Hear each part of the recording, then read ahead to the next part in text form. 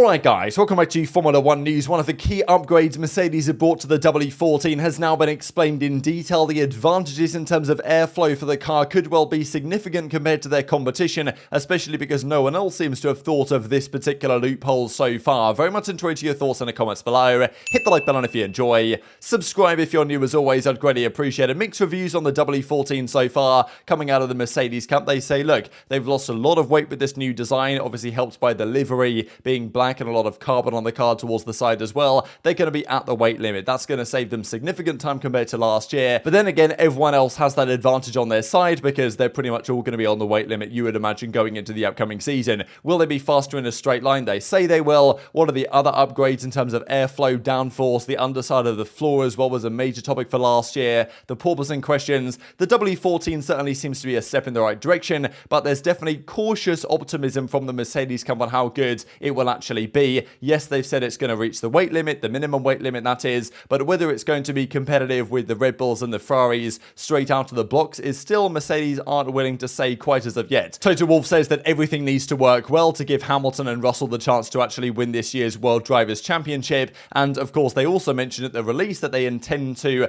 eventually fight at the front, and he definitely says they'll get back there, Toto Wolff, but whether that's going to be immediately is a question that is being raised. Especially when Mercedes have been quite clear that their development plan definitely includes upgrades they are intending to bring to the first few races of the season. We saw this with McLaren, right? They said, yeah, we've still got some problems with our car. We're intending to solve in some updates at the start of the season. Mercedes have kind of said a similar thing. They say that in the wind tunnels at the moment, they have a different design of their car in terms of side pod and stuff than they're currently running. So they definitely expect to have this car they bring to Bahrain for preseason testing is definitely going to be far more similar to the car they run in the first few races of the season than it was last year, where they brought the entirely new no side pod concept to the Bahrain race that they didn't use in the Bahrain test shortly before. So it's going to be more similar, but nonetheless there are significant changes they were intending to make, and they don't have that much time, of course, with a very limited testing time, the only 3-day test in Bahrain coming up this week, to really understand what to do, what to change, what direction to move in. Mike Elliott says from Mercedes here they never really got on top of the car balance last year, and Hamilton did say the other day when they drove it briefly around Silverstone that the car was generally comfortable, which is probably more so than could be said for the W13 last year, to be honest. But with only 3 days of testing, that's got two big impacts, right? Of course, if you've got bad reliability, that's terrible for the testing, and you've got to do a lot of mileage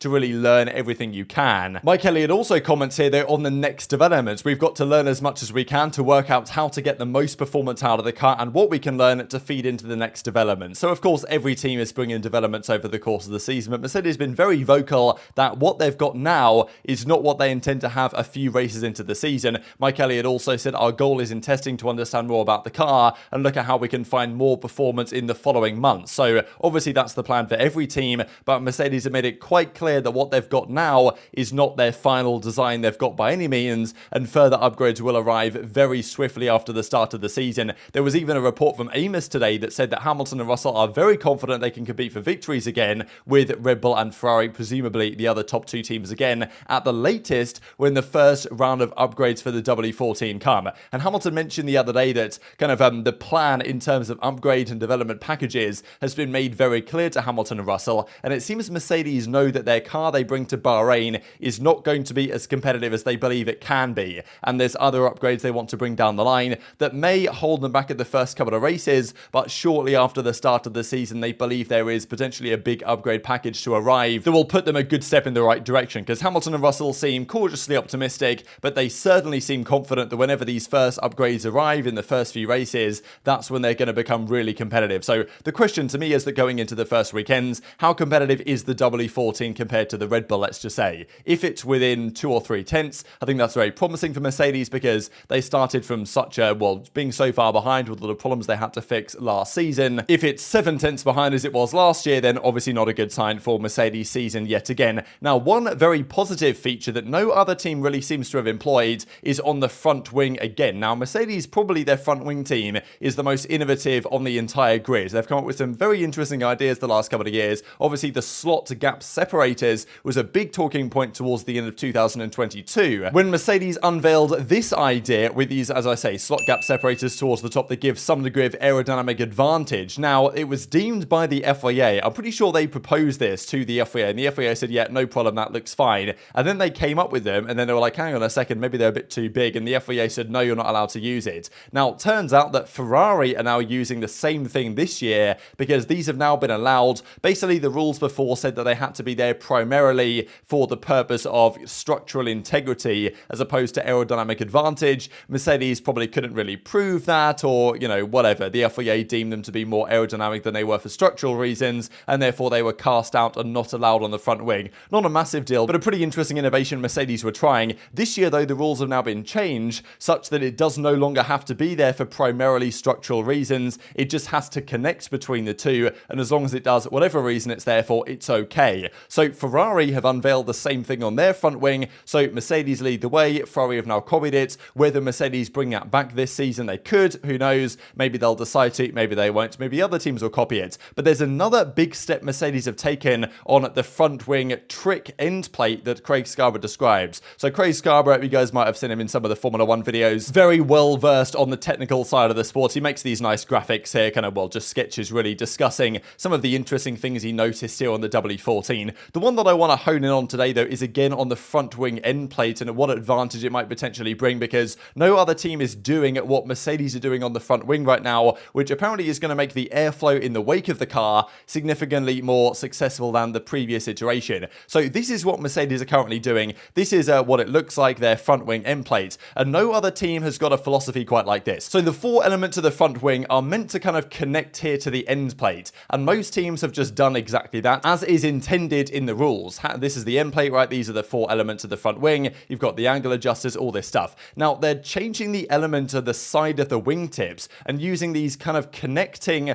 nodules here, really, to create a very interesting shape from the front end of what the wing looks like. No other team's front wing really looks like this. They just kind of connect into the end plate as they are intended to do. And that's what Craig Scarborough makes quite clear in this side-by-side analysis, that the rules are intending it to look like this. So for these four different elements to connect to the end plate and for it to look something like this. Mercedes have effectively created a gap here by using this rather tricky legality joint, is what Craig Scarborough is calling it. So there's a cutout here, there's a downwash fin, and then there's kind of these legality joints which ensure that these, I'm pretty sure the way this is meant to work is that all of them have to connect to the end plate, and the rules say they've got to connect to the end plate. But if you use these like a clever little, well, legality joint, let's say, to connect all of them to the end plate anyway, despite the fact that they kind of don't really, then you can get around the rules. It's kind of crazy the push-pull between the engineers and the regulators, because the regulators probably don't want it to be like this, but Mercedes read the rules and said, well, we can probably get away with doing it like this, and maybe this will eventually be outlawed, and then Mercedes will find another way to do it, and maybe that won't happen this season, maybe, you know, it depends, right? Mercedes probably wouldn't do this unless they felt like they had a good case to uphold it for the upcoming season. I don't think this is necessarily against the spirit of the regulations, which is a key talking point of last year, so Mercedes must be confident enough that this is going to be legal, and it effectively drastically reduces any of the kind of drag and airflow interruptions from this area of the front wing, allowing a lot of air to pass quite smoothly through this area and not get interrupted by where the end plate connecting bits would be. So this is what it's meant to look like and what most teams look like on the left. This is what Mercedes have effectively created by using this design strategy, philosophy, however you guys want to describe it. Even Kyle Engineers in his video looked at this in quite some detail, comparing last year's design and how they changed the rules from what Mercedes tried to do before, and now they've gone for a kind of similar approach, which no other team seems to have got an idea of. And he looked through the rules and now they've changed them, and he says, yeah, based on the rules, it's probably fine and should be allowed. Big question, of course, though, what's the potential advantage of this for Mercedes, allowing cleaner airflow through that side part of the front wing? And Craig Scarborough says this is useful to control the front tyre wake. A lot of turbulence in the form of vortices is formed around the tyre. These pass back along the car and ruin the performance of the diffuser. The Merc cutout is aimed at the lower vortex, while the straight and upper tip work on the others. So comparing what would happen in this case with these vortices of the air off the front wheel compared to this version, where you get a much smoother airflow around the front wheel, and therefore by the time the airflow gets to the back of the car, the diffuser can work effectively. This is it's kind of complicated terminology going on here, but I think the idea is the wing at the back of the car, the diffuser, the beam wing, those elements work well when you've got cleaner airflows that have not yet been disrupted and vortices created by other elements of the car. So you want to keep certain airflows clean in order that that air will be acted on effectively by aerodynamic parts of the rear rear of the car, let's say, and somewhere you want to,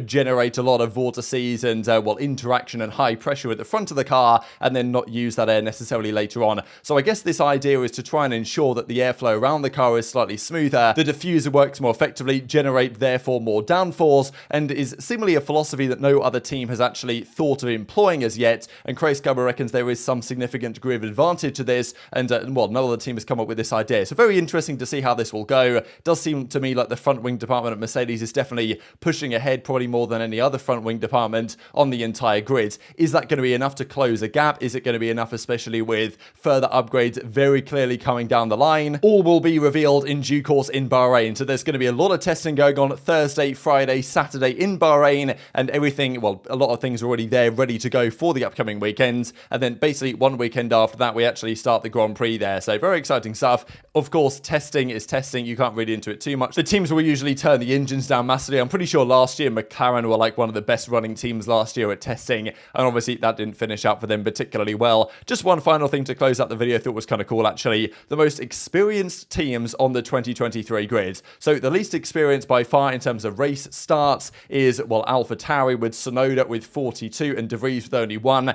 Albon just about with Sargent has more at 59 at Williams. Then Norris and Piastri, of course, at McLaren. Then it goes up quite a lot with Ocon and Gasly at Alpine. Then Alfa, then Ferrari, then Haas actually, because Hülkenberg and Magnussen are kind of OGs. And then you get Hamilton, Russell, Verstappen, Perez. But number one by an absolute mile, understandably, is Aston Martin, right? 355 races for Fernando Alonso and actually 122 for Stroll. I very much enjoy your thoughts in the comments below. Hit the like button if you enjoyed. Subscribe if you're new. Take care. And I'll see you next time.